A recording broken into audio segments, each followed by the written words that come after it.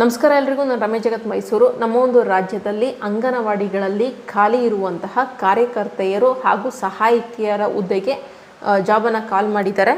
ಭರ್ತಿ ಮಾಡಲಿಕ್ಕೆ ಜಾಬ್ ಕಾಲ್ ಮಾಡಿದ್ದಾರೆ, ಅರ್ಜಿಯನ್ನು ಆಹ್ವಾನ ಮಾಡಿದ್ದಾರೆ. ಇದು ಬಂದು ಕಳೆದ ವರ್ಷ ಜೂನ್ ಅಥವಾ ಜುಲೈ ತಿಂಗಳಿಂದನೂ ಕೂಡ ಇದು ಸ್ಟೆಪ್ ಬೈ ಸ್ಟೆಪ್ ನಡೀತಾ ಬಂದಿದೆ. ನಾನು ಆಲ್ಮೋಸ್ಟ್ ಕಳೆದ ವರ್ಷದಿಂದನೂ ಕೂಡ ಇದು ಜಿಲ್ಲಾವಾರು ಕಾಲಾದಾಗೆಲ್ಲ ನನಗೆ ಮಾಹಿತಿ ಸಿಕ್ಕಿದಾಗೆಲ್ಲ ನಾನು ತಿಳಿಸ್ತಾ ಬಂದಿದ್ದೀನಿ.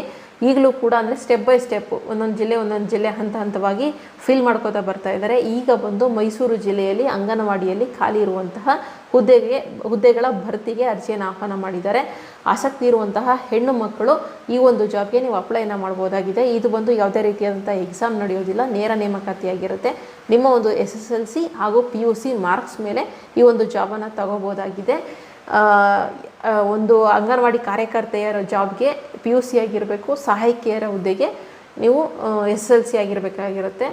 ಸೊ ಆಸಕ್ತಿ ಇರುವಂಥವರು ಅರ್ಜಿಯನ್ನು ಹಾಕ್ಬೋದಾಗಿದೆ. ಇದ್ರ ಬಗ್ಗೆ ಮಾಹಿತಿಯನ್ನು ಕೊಡ್ತಾ ಬರ್ತೀನಿ.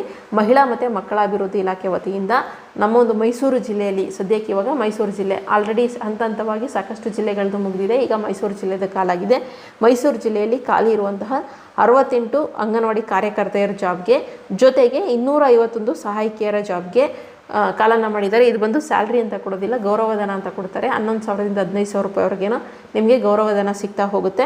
ಸೊ ಭರ್ತಿ ಮಾಡೋದಕ್ಕೆ ಅರ್ಹ ಹೆಣ್ಣು ಮಕ್ಕಳು ಮತ್ತು ಮಹಿಳಾ ಲಿಂಗತ್ವ ಅಲ್ಪಸಂಖ್ಯಾತರು ಅಂದರೆ ತೃತೀಯ ಲಿಂಗಿಗಳು ಕೂಡ ಈ ಒಂದು ಜಾಬ್ಗೆ ಅಪ್ಲೈಯನ್ನು ಮಾಡ್ಬೋದು. ಸೊ ಮಹಿಳಾ ಅಭ್ಯರ್ಥಿಗಳಿಂದ ಅರ್ಜಿಯನ್ನು ಆಹ್ವಾನ ಮಾಡಲಾಗಿದೆ. ಸೊ ಅರ್ಜಿಯನ್ನು ಹಾಕೋಕ್ಕೆ ನೀವು ಮನೇಲಿ ಕೂಡ ಹಾಕ್ಬೋದು. ವೆಬ್ಸೈಟ್ ನನ್ನ ಹಿಂದೆ ಸಾಕಷ್ಟು ವಿಡಿಯೋಗಳಲ್ಲಿ ಹೇಗೆ ಅಪ್ಲೈ ಮಾಡೋದು ಅಂತ ಸ್ಟೆಪ್ ಬೈ ಸ್ಟೆಪ್ ತಿಳಿಸಿದ್ದೀನಿ.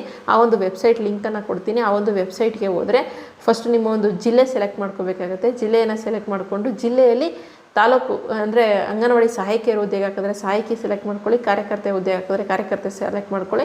ನೆಕ್ಸ್ಟ್ ನೀವು SC/ST ಕ್ಯಾಟಗರಿಗೆ ಸೇರಿದರೆ SC/ST ಅಂತ ಕೊಡಿ, ಇಲ್ಲಾಂದರೆ ಅದರ್ಸ್ ಅಂತ ಆಪ್ಷನ್ ಇರುತ್ತೆ. ಅದರ್ಸ್ ಅಂತ ಕೊಟ್ಟ ಮೇಲೆ ನೀವು ಆ ಒಂದು ಜಿಲ್ಲೆಯಲ್ಲಿ ಯಾವ ತಾಲೂಕು, ಆ ತಾಲೂಕಲ್ಲಿ ಎಲ್ಲೆಲ್ಲಿ ಖಾಲಿ ಇದೆ ಎಲ್ಲ ಕೂಡ ಆಪ್ಷನಲ್ಲಿ ಬರುತ್ತೆ. ನೀವು ಕ್ಲಿಕ್ ಮಾಡ್ಕೊತಾ ಹೋಗಿ ನೆಕ್ಸ್ಟು ಪರ್ಸ್ನಲ್ ಇನ್ಫಾರ್ಮೇಷನನ್ನು ಫಿಲ್ ಮಾಡಿದ್ರೆ ನೆಕ್ಸ್ಟ್ ನಿಮ್ಮ ಡಾಕ್ಯುಮೆಂಟ್ಸನ್ನು ಅಪ್ಲೋಡ್ ಮಾಡಿ ಸಬ್ಮಿಟನ್ನು ಮಾಡ್ಬೋದಾಗಿದೆ. ಅಕಸ್ಮಾತ್ ನಿಮಗೆ ಮನೇಲಿ ಮಾಡಲಿಕ್ಕೆ ಗೊತ್ತಾಗಿಲ್ಲ ಅಂತಂದರೆ ಹತ್ತಿರದಲ್ಲಿ ಯಾವ್ದಾದ್ರು ಸೈಬರ್ ಸೆಂಟರ್ಗಳಿರುತ್ತೆ ನೋಡಿ, ಈ ರೀತಿಯಾಗಿ ಜಾಬ್ಗೆ ಅಪ್ಲೈ ಮಾಡಿಕೊಡ್ತಾರೆ. ಒಂದು 50 ರೂಪಾಯಿ ಅಥವಾ 100 ರೂಪಾಯಿ ತಗೋತಾರೆ. ಸೊ ನೀವು ಅಲ್ಲಿ ಹೋಗಿ ಅಪ್ಲೈಯನ್ನು ಮಾಡ್ಬೋದಾಗಿದೆ. ಇದು ಬಂದು ಪ್ಯೂರ್ ನಿಮ್ಮ ಒಂದು SSLC PUC ಮಾರ್ಕ್ಸ್ ಮೇಲೆ ನೀವು ಈ ಒಂದು ಜಾಬನ್ನು ತಗೋಬೋದಾಗಿದೆ.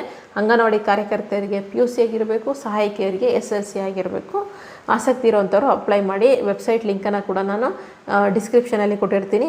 ಇನ್ನು ಹೆಚ್ಚಿನ ಮಾಹಿತಿ ಬೇಕು ಅಂತಂದರೆ ನಿಮ್ಮ ತಾಲೂಕಿನ ಏನು ಶಿಶು ಅಭಿವೃದ್ಧಿ ಯೋಜನಾಧಿಕಾರಿಗಳ ಕಚೇರಿ ಏನಿರುತ್ತೆ, ಮಹಿಳಾ ಮತ್ತು ಮಕ್ಕಳ ಕಲ್ಯಾಣ ಇಲಾಖೆ ಆಗಿರ್ಬೋದು ಅಥವಾ ಶಿಶು ಅಭಿವೃದ್ಧಿ ಯೋಜನಾಧಿಕಾರಿಗಳ ಕಚೇರಿ ಏನಿರುತ್ತೆ ಆ ಒಂದು ಕಚೇರಿಗೆ ಸಂಪರ್ಕ ಮಾಡ್ಬೋದು.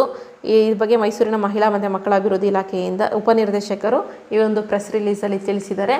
ಸೊ ಆಸಕ್ತಿ ಇರುವಂಥವರು ಅರ್ಜಿಯನ್ನು ಹಾಕಿ. ವೆಬ್ಸೈಟ್ ಅಡ್ರೆಸ್ಸನ್ನು ನಾನು ಲಿಂಕಲ್ಲಿ ಕೊಡ್ತೀನಿ, ಡಿಸ್ಕ್ರಿಪ್ಷನಲ್ಲಿ ಕೊಟ್ಟಿರ್ತೀನಿ. ಆ ಡಿಸ್ಕ್ರಿಪ್ಷನಲ್ಲಿ ಕ್ಲಿಕ್ ಮಾಡಿದ್ರೆ ನಿಮಗೆ ಎಲ್ಲೆಲ್ಲಿ ಎಷ್ಟೆಷ್ಟು ಕಾಲಾಗಿದೆ ಎಲ್ಲವೂ ಕೂಡ ಸಂಪೂರ್ಣ ಮಾಹಿತಿ ದೊರೀತಾ ಹೋಗುತ್ತೆ. ಸೊ ಇದಿಷ್ಟು ಮೈಸೂರು ಜಿಲ್ಲೆಯ ಅಂಗನವಾಡಿಗಳಲ್ಲಿ ಖಾಲಿ ಇರುವ ಹುದ್ದೆಗೆ ಭರ್ತಿ ಮಾಡೋದಕ್ಕೆ ಕಾಲ್ ಮಾಡಿರುವಂತಹ ಮಾಹಿತಿಯಾಗಿರುತ್ತೆ. ಮುಂದಿನ ವಿಡಿಯೋ ಜೊತೆ ಮತ್ತೆ ಸಿಗ್ತೀನಿ. ಮಾಹಿತಿ ಉಪಯುಕ್ತ ಆಗಿತ್ತು ಅಂತಂದರೆ ಹಾಗೆ ಒಂದು ಸಬ್ಸ್ಕ್ರೈಬ್ ಮಾಡ್ಕೊಳ್ಳಿ. ಮತ್ತಷ್ಟು ಜಾಬ್ ಇನ್ಫಾರ್ಮೇಷನ್ ತುಂಬ ಪೆಂಡಿಂಗ್ ಉಳ್ಕೊಬಿಟ್ಟಿದೆ, ಎಲ್ಲವನ್ನು ಕೂಡ ನಾನು ನೆಕ್ಸ್ಟ್ ವಿಡಿಯೋದಲ್ಲಿ ತಿಳಿಸ್ತಾ ಹೋಗ್ತೀನಿ. ಧನ್ಯವಾದಗಳು. Thank you so much.